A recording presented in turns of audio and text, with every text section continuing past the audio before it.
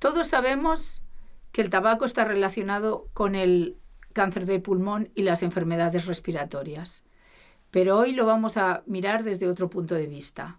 Soy la doctora Natalia García Montaner y hoy os voy a hablar sobre el efecto que puede tener el tabaco sobre la fertilidad, sobre el curso del embarazo y sobre los hijos de madres y padres fumadores.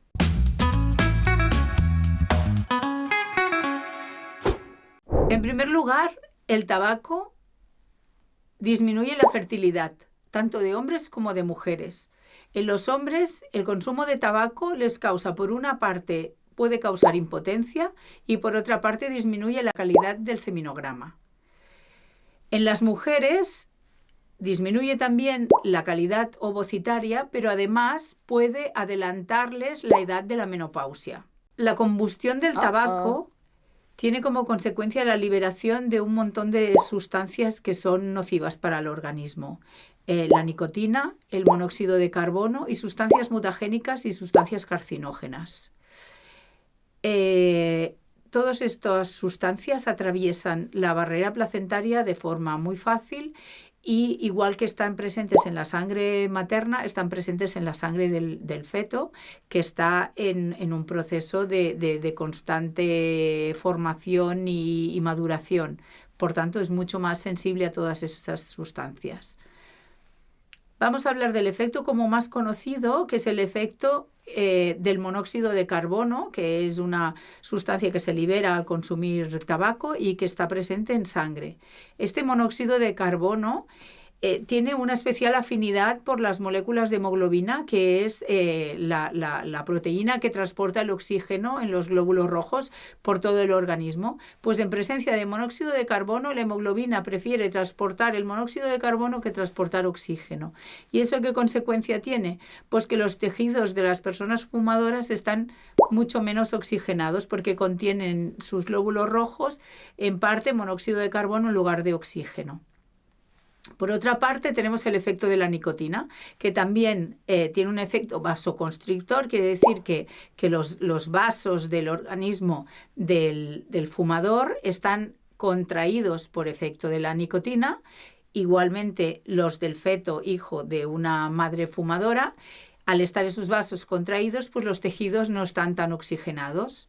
Y a este respecto también, como consecuencia de esa vasoconstricción, también se ha relacionado el tabaco con el abortos y dificultades de implantación de la placenta, desprendimientos de placenta, placentas previas, y todo esto es debido a las alteraciones en la formación de los vasos placentarios, consecuencia de la nicotina. Como consecuencia del monóxido de carbono, como hemos comentado, si el feto a lo largo de todo el embarazo está falto de oxígeno y nutrientes, pues tiene dificultades para su crecimiento. Y hay infinidad de estudios científicos que avalan completamente la tesis de que los hijos de madres fumadoras son significativamente más pequeños que los hijos de madres no fumadoras. El efecto del tabaco, todos estos efectos que hemos comentado, son dosis dependientes. Cuanto más se fuma, más efecto negativo, menos oxigenado estará el feto.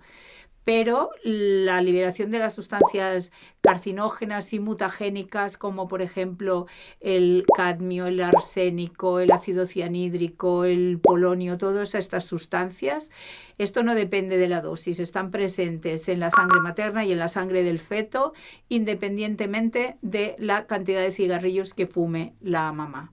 Por tanto, no hay una dosis segura. La recomendación es evitar completamente el consumo de tabaco durante el embarazo para contribuir a que todo vaya bien. Estos efectos que hemos dicho que tienen sobre el feto los tiene sobre el niño y el recién nacido, porque también se ha visto que los hijos de madres fumadoras tienen una mayor incidencia de ciertas enfermedades y ciertos cánceres. Por tanto, es una cosa a tomar realmente en serio. Y no se termina esta recomendación cuando ya ha nacido el niño, porque los efectos del humo del tabaco en los niños pequeños también tiene una repercusión muy seria sobre el desarrollo de su sistema respiratorio y les puede ocasionar enfermedades como el asma o patologías respiratorias o patologías incluso más graves. Hay un detalle a tener en cuenta, que es que, por ejemplo, el fumador consume habitualmente el tabaco a través de un cigarrillo que tiene un filtro, pero los fumadores pasivos que están a su alrededor, el humo les llega directamente sin filtrar. Por lo tanto, hay veces que incluso los efectos que el humo puede tener sobre las personas pueden ser más graves en los fumadores pasivos que en los directamente fumadores. Y es una cosa que podemos evitar.